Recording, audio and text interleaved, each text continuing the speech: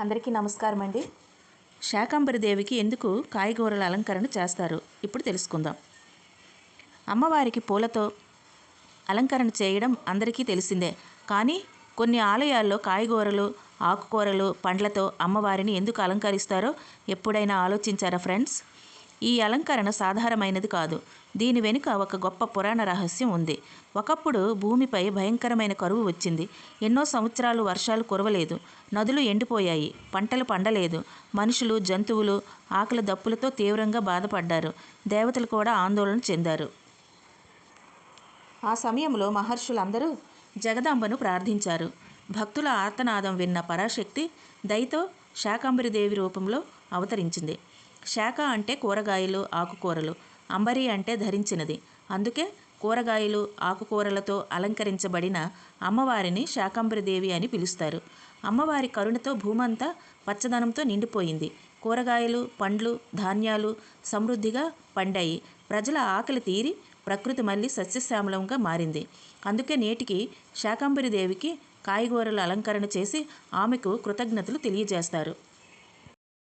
అలాగే శాకంబరి దేవి ఎందుకు అవతరించింది అనే విషయం తెలుసుకుందాం. గత భాగంలో శాకంబరి దేవి అవతారం గురించి తెలుసుకున్నాం. ఇప్పుడు అమ్మవారు ఎందుకు అవతరించారో తెలుసుకుందాం. పురాణాల ప్రకారం దుర్గమాసురుడు అనే రాక్షసుడు బ్రహ్మదేవుని నుండి ఒక వరం పొందాడు. ఆ వరం వల్ల వేదాలు అతని ఆధీనంలోకి వెళ్ళిపోయాయి. వేదాలు లేకపోవడంతో యజ్ఞాలు, హోమాలు ఆగిపోయాయి. దేవతలకు హవిష్యులు అందలేదు. ప్రకృతి సమతుల్యత దెబ్బతింది. వర్షాలు పూర్తిగా ఆగిపోయాయి. నదులు ఎండిపోయాయి.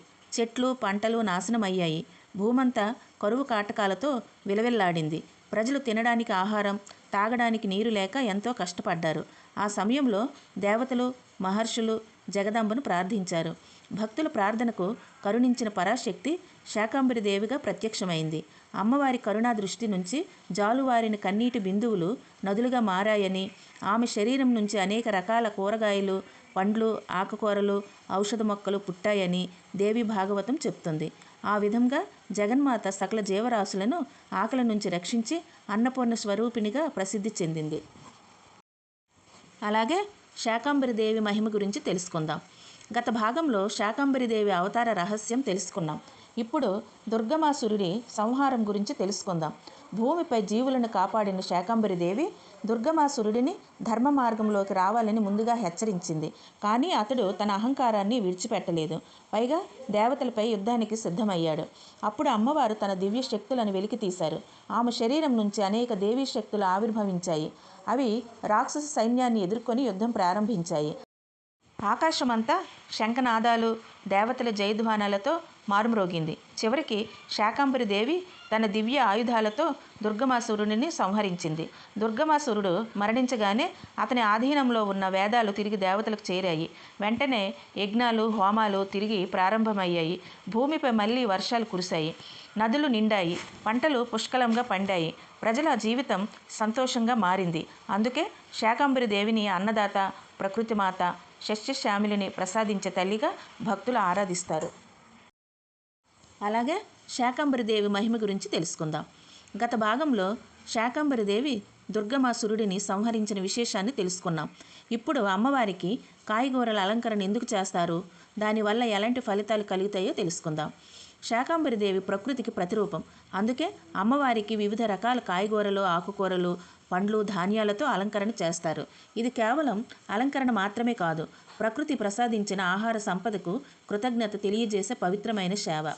భక్తితో ఈ అలంకరణను దర్శించిన వారికి అమ్మవారి అనుగ్రహం లభిస్తుందని విశ్వాసం. ఇంట్లో అన్నపానీయాలకు కొరత లేకుండా ఉండాలని, పంటలు సమృద్ధిగా పండాలని, కుటుంబంలో ఆరోగ్యం, ఐశ్వర్యం, సుఖశాంతులు నెలకొనాలని భక్తులు ప్రార్థిస్తారు. రైతులు, వ్యాపారులు, గృహిణులు, అన్నదానం చేసేవారు ప్రత్యేకంగా శాకంబరి దేవిని పూజిస్తారు. ప్రకృతిని ప్రేమించి ఆహారాన్ని వృధా చేయకుండా జీవించే వారికి అమ్మవారి కటాక్షం మరింతగా ఉంటుందని పెద్దలు చెప్తారు. అయితే ఒక విషయం గుర్తుంచుకోవాలి. పుణ్య ఫలాలు భక్తి, సత్సంకల్పం, ధర్మాచరణతోనే లభిస్తాయి. కేవలం అలంకరణ చూడడం వల్లనే అన్ని కోరికలు నెరవేరుతాయని శాస్త్రాలు చెప్పవు.